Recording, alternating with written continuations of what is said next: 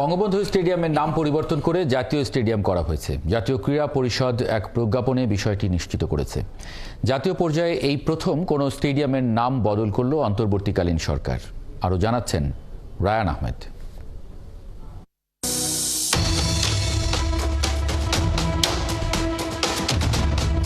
পল্টনের বঙ্গবন্ধু জাতীয় স্টেডিয়ামের নাম পরিবর্তন করে প্রজ্ঞাপন জারি করেছে জাতীয় ক্রীড়া পরিষদ।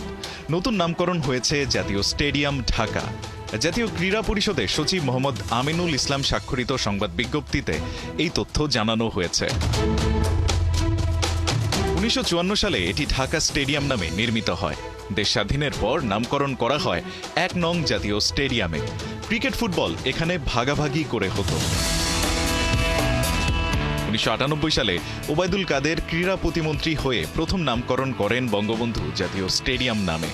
26 জুন 2000 সালে বাংলাদেশ টেস্ট মর্যাদা পাওয়ার পর প্রথম টেস্টে ভারতের মোকাবিলা করে এই মাঠে। অনেক ইতিহাসের সাক্ষী এই স্টেডিয়ামে পা পড়ে জিদান, মেসি ও বক্সার মোহাম্মদ আলীর মতো গ্রেটদের। প্রায় 5 বছরের সংস্কার শেষে চলতি বছর এই স্টেডিয়ামে আবারও ফুটবল ম্যাচ করানোর প্রচেষ্টা চলছে। রায়ান আহমেদ, 71।